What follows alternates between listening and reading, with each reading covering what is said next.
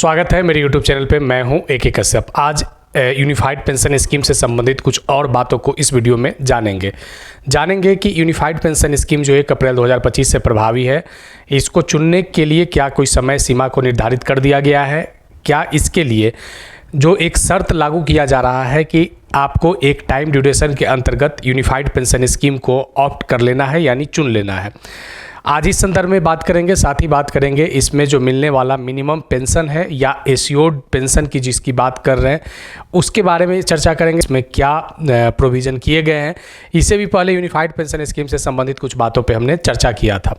आज का ये वीडियो इसलिए महत्वपूर्ण है क्योंकि इस चीज़ को आप PFRDA के साइट पे भी जाकर देख सकते हैं। वहाँ पे आपको फ्रीक्वेंटली आस्क्ड क्वेश्चन से रिलेटेड कुछ बातों को देखने को मिलेगा और ये बातें आपके लिए जानना काफ़ी महत्वपूर्ण है क्योंकि आप की संख्या लगभग 23 लाख सेंट्रल एम्प्लॉय के तौर पे है और अगर राज्यों में अगर इसे लागू किया जाता है तो आपकी संख्या लगभग 90 लाख के आसपास में हो जाएंगे।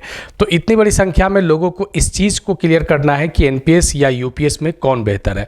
तो चलिए लास्ट तक जरूर वीडियो को देखिएगा। अगर नए जुड़े हैं तो चैनल को सब्सक्राइब करके बेल आइकन को दबा दीजिएगा। वीडियो अच्छा लगेगा तो जरूर लाइक कीजिएगा और सब्सक्राइब करना बिल्कुल नहीं भूलिएगा। सब्सक्राइब करिएगा और ज़रा इसे आप शेयर भी कर देंगे ताकि ज़्यादा से ज़्यादा लोगों के पास ये बातें पहुँच सके। चलिए सबसे पहले इसके फ्रीक्वेंटली आस्क्ड क्वेश्चन में सबसे पहले ये जानना जरूरी है कि क्या ये 1 अप्रैल 2025 को जो यूनिफाइड पेंशन स्कीम लागू हुआ है, क्या ये यूनिफाइड पेंशन स्कीम का कोई शर्त है? क्या इसे कितने दिनों के अंदर आप इसे ऑप्ट करना होगा, चुनना होगा, या अगर आप नहीं चुनते हैं तो कौन से डिफ़ॉल्ट पैटर्न पर आप जाएंगे? तो सबसे पहले यहाँ पे देखिए कि अगर किसी पात्र मौजूद 31/3/2025 तक अगर वह केंद्रीय सरकार का कर्मचारी के द्वारा NPS के अंतर्गत UPS के विकल्प चुनने की समय सीमा क्या है, तो देखिए यहाँ पे दो बातों को ध्यान देना है। ये उन कर्मचारियों के लिए भी यूनिफाइड पेंशन स्कीम आया है जो 31 मार्च 2025 या उससे पहले NPS में थे और सेवानिवृत्त हो गए हैं, तो उनके लिए भी UPS का लाभ यानी मिनिमम पेंशन का लाभ देने का प्रावधान किया गया है। इसके लिए यहाँ पे जो बातें निकल कर आ रहा है कि अगर आप 1 अप्रैल 2025 से पहले अगर आप सेवानिवृत्त हो गए हैं और 10 वर्ष का अगर आपका आहरक सेवा है तो आपके लिए 3 महीने का समय दिया जाएगा। अगर सरकार चाहती है, केंद्र सरकार चाहती है तो इसे विस्तारित भी किया जा सकता है। ये तो बात उन लोगों के लिए हुआ जो सेवानिवृत्त कर्मचारी के तौर पर अब वर्तमान में है। दूसरा पॉइंट यहाँ पे देखेंगे कि जो पात्र सेवानिवृत्त जो कर्मचारी हैं, अगर केंद्रीय सरकार के कर्मचारी के द्वारा NPS के अंतर्गत UPS के विकल्प चुनने का समय सीमा क्या होगा, यानी अगर जो कर्मचारी अगर अभी केंद्र सरकार के कर्मचारी के तौर पे काम कर रहे हैं 1 अप्रैल 2025 के बाद NPS में हैं और वे चाह रहे हैं कि UPS में जाएँ तो उनके लिए भी लगभग 3 महीने यानी 90 दिन का एक टाइम दिया जाएगा और उस टाइम के अंतर्गत आपको ऑप्ट करना है। आप डिसाइड कर लें कि NPS में है या UPS में है। समझिएगा इस बात को कि अगर आप NPS में हैं और अगर आप UPS में जाना चाहते हैं, अगर आप NPS में हैं और अगर आप UPS में जाना चाहते हैं तो आपको UPS में जाने के बाद किसी भी हाल में अपरिवर्तनीय होगा। आप उसे चेंज नहीं कर सकते हैं कि हम वापस NPS में जाएं। तो इस चीज़ को NPS से UPS में जाने के लिए इस चीज़ कुछ बारीकियों को समझना ज़रूरी है। इसके लिए हमने जो ये एपिसोड जो कंटिन्यू कर रहे हैं फ्रीक्वेंटली आस्क्ड क्वेश्चन, जो पिछला भी वीडियो हमने बात किया था, ये इस चीज़ के संदर्भ में है क्योंकि ताकि ये क्लियर कर सके कि आप NPS में रहें या UPS में रहें, कहाँ पे आपको ज़्यादा बेहतर लाभ मिल सकता है।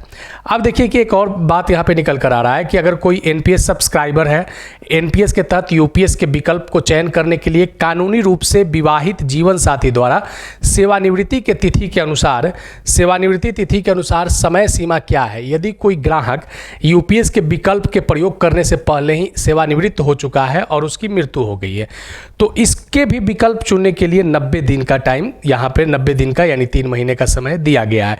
यानी इस संदर्भ को अगर आसान भाषा में समझे कि वह NPS सब्सक्राइबर रहा था, NPS सब्सक्राइबर के तौर पे वो रिटायर हो चुका है, लेकिन अगर उसका स्पाउस पति पत्नी में से कोई एक भी अगर एश्योर्ड मिनिमम पेंशन की जो जिसमें बात की गई है 60%, तो अगर वो लेना चाहता है मासिक पेंशन के रूप में तो इसके लिए क्या उसके जीवन साथी को विकल्प का भी चांस मिलेगा? तो जी बिल्कुल मिलेगा। 90 दिनों के अंतर्गत विकल्प चुनना होगा। अब देखिए कि एक बात और यहाँ पे आया है कि अगर 1 अप्रैल 2025 के बाद अगर कोई केंद्रीय सरकार के सेवा में आता है तब उसको कितना दिन का समय मिलेगा, तब उसे 30 दिनों का समय मिलेगा। अब देखिए फ्रीक्वेंटली आस्क्ड क्वेश्चन में यहाँ पे बहुत महत्वपूर्ण बात है कि सच में मिनिमम एश्योर्ड पेंशन 10,000 रुपया है क्या सच में 25 वर्षों की सेवा के बाद 50% एश्योर्ड पेंशन है क्या डीआर की जो बात किया जा रहा है, क्या डीआर आने वाले समय में क्या ये 8th पे कमीशन में यूनिफाइड पेंशन स्कीम का लाभ मिलेगा, क्या इन सभी बातों का क्या यहाँ पे जिक्र किया गया है कि 8वें वेतन आयोग या आने वाले समय में 9वें वेतन आयोग जब लागू होगा, यानी कह सके तो कि क्या इसे वेतन आयोग का भी लाभ समय समय पर मिलते रहेगा क्या, तो इन सभी बातों को यहाँ पे देखेंगे। सबसे पहले फ्रीक्वेंटली आस्क्ड क्वेश्चन को आप देखिएगा। यहाँ पे सबसे पहली बात है कि यूपीएस के तहत सुनिश्चित भुगतान की गणना कैसे की जाती है। तो यहाँ तक तो बहुत सारे बातों को आपने देखा भी होगा और जाना भी होगा कि इसमें 2-3 बातों को जो लाइटली किया जाता है कि इसमें कम से कम आपको 50% एश्योर्ड मिनिमम पेंशन दिया जाएगा। 50% एश्योर्ड मिनिमम पेंशन दिया जाएगा और इस एश्योर्ड मिनिमम पेंशन के लिए आपको 25 वर्ष का अहरक सेवा जरूरी है। तो यहाँ तक तो बातें क्लियर है, लेकिन क्या सच में 25 वर्ष के बाद जो 12 महीने का मासिक औसत वेतन होगा उसका 50% मिल जाएगा? इसको जानने के लिए देखते रहिएगा। अब देखिए कि यहाँ पे एक बात और कह रहा है क्या कि अहरक सेवा अवधि के मामले में अनुपातिक भुगतान स्वीकार होगा। अगर यहाँ पे इस चीज़ को ज़रा समझिए कि कम अहरक सेवा अगर आपका है यानी 25 वर्ष से कम है तब आपको रेशियो पेंशन के तौर पे आपको दिया जाएगा। अब देखिए कि 10 वर्ष से अगर अधिक है और 25 वर्ष से कम है तब आपको अनुपातिक पेंशन की यहाँ पे बात किया गया। अब यहाँ पे देखिए कि न्यूनतम 25 वर्ष के अहरक सेवा के बाद अगर वीआरएस स्वैच्छिक सेवानिवृत्ति के मामले में सुनिश्चित भुगतान उस तिथि से शुरू होगा जिस तिथि को कर्मचारी सेवानिवृत्ति प्राप्त करता है यदि वह सेवा में बना रहता है। तो ये वीआरएस के मामले पर ये बातों को यहाँ पे मेंशन किया गया है। अब यहाँ देखिए कि अब ये बात क्लियर करना है कि क्या मिनिमम ये 10,000 रुपया क्या मासिक पेंशन के तौर पे जो न्यूनतम तय किया गया है क्या उन्हें मिलेगा, या इसके लिए भी कुछ बातों को यहाँ पे शर्त, जो एक हिडन शर्त उसे कह सकते हैं कि जो छिपा हुआ भाग है यूनिफाइड पेंशन स्कीम के मिनिमम पेंशन के लिए, तो इसको भी जरा यहाँ पे समझेंगे। देखिए यहाँ पे जो बातें कह रहा है कि न्यूनतम 25 वर्ष की अहरक सेवा के बाद स्वैच्छिक सेवानिवृत्ति के मामले में सुनिश्चित भुगतान उस तिथि से शुरू होगा जिस तिथि को कर्मचारी सेवानिवृत्ति प्राप्त करता है यदि वह सेवा में बना रहता है। देखिए सुनिश्चित भुगतान के लिए यहाँ पे कहा गया कि 12 महीनों के मूल वेतन का औसत दिया जाएगा और यहाँ पे एक फॉर्मूला लगा दिया गया और यहाँ पे इस क्यू के सीमा को जो 300 महीने के साथ जो यहाँ पे दिखाया जाता है कि ये क्यू क्या है, क्योंकि यहाँ पे 2 तरीके के कॉर्पस की बात किया जा रहा है, एक इंडिविजुअल कॉर्पस और एक बेंचमार्क कॉर्पस। तो इसको जरा इसलिए समझना है कि अगर आपने अपने सर्विस के दौरान, जैसे एनपीएस में भी सब्सक्राइबर को अपने सर्विस के दौरान आंशिक रूप से विड्रॉवल करने का यानी पार्शियली विड्रॉवल करने का अमाउंट का प्रोविज़न था कि आवश्यकता के अनुसार वो एक प्रतिशत एक लिमिट परसेंटेज तक वो अपने अमाउंट को निकाल सकते थे। तो यूनिफाइड पेंशन स्कीम में भी ये बातें मेंशन किया गया कि आप पार्शियली विड्रॉवल कर सकते हैं, लेकिन अगर पार्शियली विड्रॉवल अगर आप अपने सर्विस के दौरान कर लेते हैं या अगर जब आप सेवानिवृत्त हो रहे हैं तो एनपीएस के जैसा अगर जो 60% की जो राशि रिटायरमेंट के समय दिया जा रहा था तो अगर क्या वह यूपीएस में 60% मिलने के बाद भी क्या मिनिमम एश्योर्ड पेंशन 10,000 रुपया फाइनल है या 25 वर्षों की सेवा के बाद 50% क्या फाइनल है, इस चीज़ को समझेंगे। क्योंकि यहाँ पे इस बात को देखिए लिखा गया है क्या, यहाँ पे इस बात को इसलिए समझेंगे कि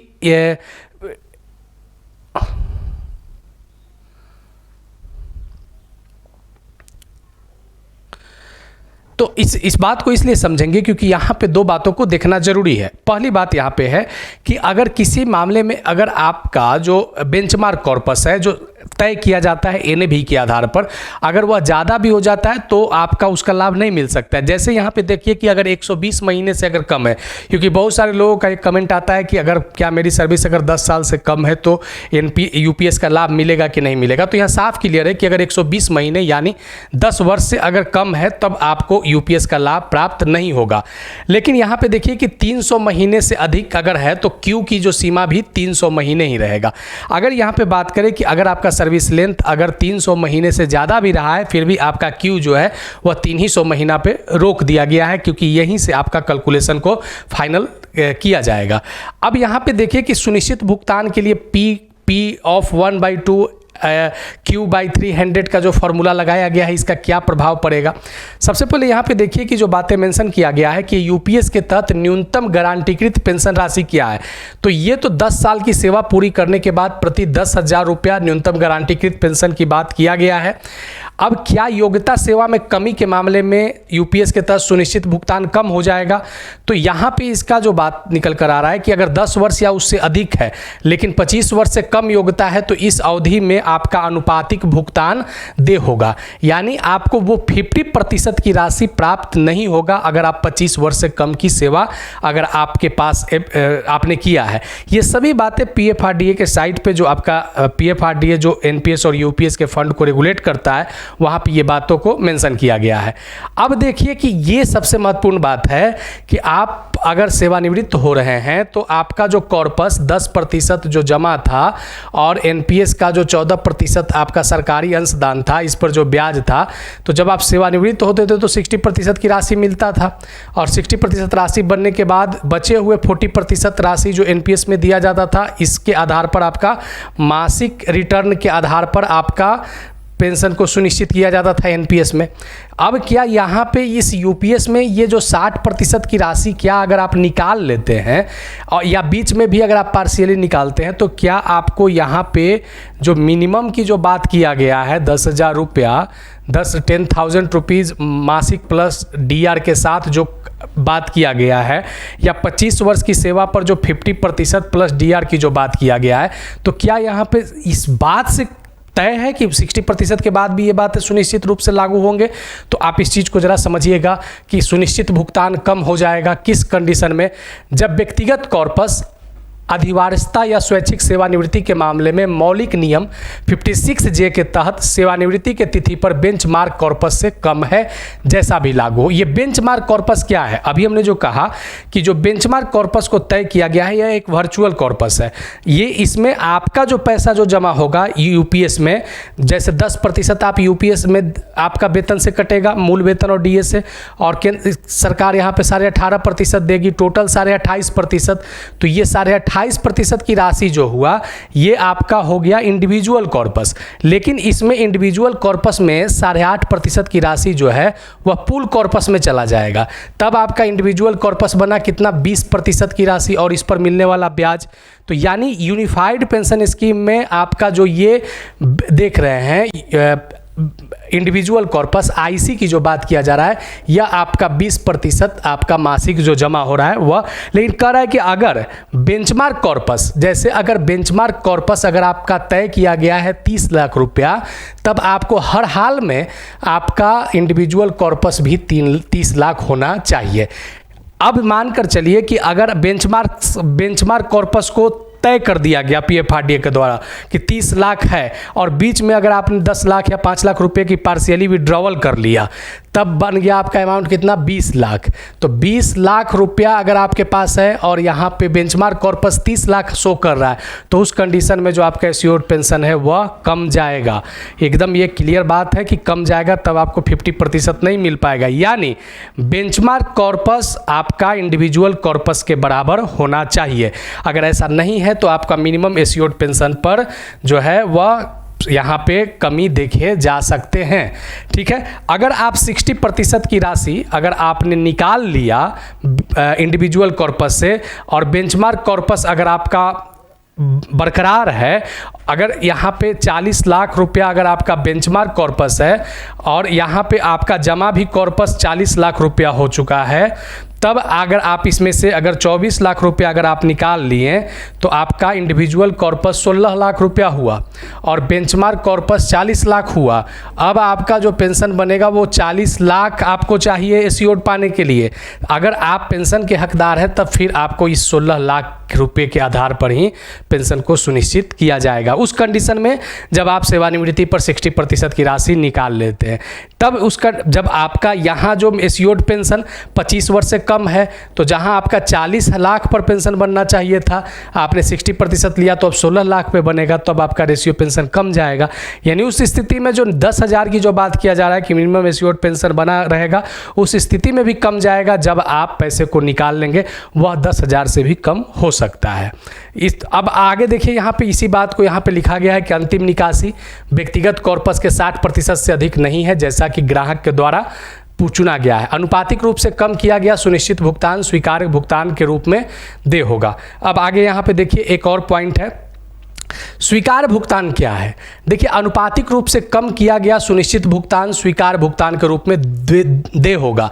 जैसे अगर आपका जो डिडक्शन अमाउंट है, और जो डिडक्शन अमाउंट में जैसे अभी हमने जो बात किया कि 40 लाख रुपया आपका होना चाहिए जमा आपके पूरे सर्विस के दौरान में, जो भी आपका कैलकुलेशन है, उदाहरण के लिए अगर 40 लाख अगर आपका बेंचमार्क कॉर्पस है और आपका स्वीकार्य भुगतान अगर कम है, तो उस कंडीशन में आपका स्वीकार्य भुगतान यानी एश्योर्ड मिनिमम पेंशन के लिए उतना पैसा आपको उसमें भुगतान करने की ज़रूरत आ पड़ेगी, तभी आप एश्योर्ड पेंशन को ले पाएंगे। आगे देखिए कि यूपीएस के तहत पारिवारिक भुगतान क्या है। पारिवारिक भुगतान में यूपीएस सब्सक्राइबर की मृत्यु पर जो स्वीकार्य भुगतान या टॉपअप की राशि जो प्राप्त कर रहा था, देखिए यहाँ पे क्या कहता है कि अगर कोई एनपीएस से अगर यूपीएस में जाना चाहता है, अगर एनपीएस सब्सक्राइबर है, अगर उसका निधन हो गया है, वो डेथ कर गया है, तो क्या उसका स्पाउस यूपीएस में जा सकता है? तो एकदम बिल्कुल जा सकता है, सब्सक्राइबर जा सकता है। अगर जाने के बाद 60% जो राशि होगा वो पेंशन के तौर पर यूपीएस सब्सक्राइबर के स्पाउस पति पत्नी में से किसी एक के जीवित रहने वाले पे मिलते रहेगा 60%, लेकिन उसके लिए भी बेंचमार्क कॉर्पस और इंडिविजुअल कॉर्पस होना चाहिए। अब देखिए यहाँ पे कि एक जो बात मेंशन किया गया है कि जैसा भी मामला हो मृतक, यहाँ पे इस चीज़ को ज़रा समझना है, क्योंकि यहाँ कुछ एनपीएस के जैसा यूपीएस को इक्वल किया गया है। क्या इक्वल किया गया है कि अगर कोई सब्सक्राइबर अगर तुरंत पहले सब्सक्राइबर के द्वारा प्राप्त स्वीकार्य भुगतान या टॉपअप राशि का 60% राशि आजीवन पारिवारिक भुगतान प्राप्त होता रहेगा।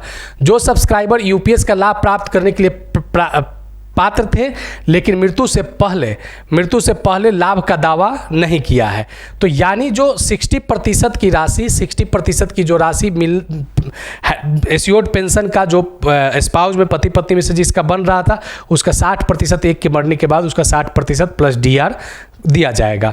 अब देखिए कि क्या ऐसे मृतक यूपीएस सब्सक्राइबर पति या पत्नी में यूपीएस के लाभ प्राप्त करने के लिए पात्र हैं? तो बिल्कुल कानूनी रूप से विवाहित पति या पत्नी जो मृतक सब्सक्राइबर के मृत्यु के तिथि से दे लाभ प्राप्त कर सकते हैं। इसके बाद पति या पत्नी ऐसे सब्सक्राइबर के द्वारा मृत्यु के तुरंत पहले प्राप्त किया जाने वाला राशि 60% में पारिवारिक भुगतान के लिए वो पात्र होंगे। आगे देखिए कि अगर 31 मार्च 2025 या उससे पहले एनपीएस में अगर वो शामिल थे और सेवानिवृत्त हो गए हैं, तो क्या उन्हें यह लाभ प्राप्त होगा?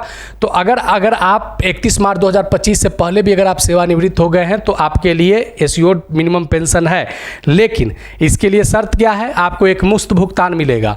एक मुश्त भुगतान का मतलब कि प्रत्येक छठे महीने का 10वां हिस्सा, आपके पूरे सर्विस में मिनिमम 120 महीने हो गए तो 120 महीने के सर्विस का 6वां हिस्सा और मैक्सिमम जो भी आपका सर्विस का ड्यूरेशन है उसके 6ठे हिस्से का 10वां हिस्सा आप कैलकुलेट करके एश्योर्ड भुगतान प्राप्त कर सकते हैं। सेवानिवृत्ति या सेवानिवृत्ति के तिथि के तुरंत बाद दे मासिक टॉपअप राशि, ये आपका देखिए जो टॉपअप राशि जो आपको दिया जाएगा, ये टॉपअप राशि आपके सेवानिवृत्ति के बाद दिया जाएगा। लागू महंगाई राहत और सेवानिवृत्ति के बाद दावा प्रपत्र के पहले महीने तक पिछली अवधि के लिए अगर आपका यहाँ पे कुछ ब्याज सहित अगर बकाया है तो वह भी आपको प्रदान किया जाएगा। अब यहाँ पे देखिए कि 31 मार्च 2025 से पहले सेवानिवृत्त हो चुके एनपीएस कर्मचारी को प्राप्त करने वाले मासिक टॉपअप राशि की गणना कैसे की जाती है?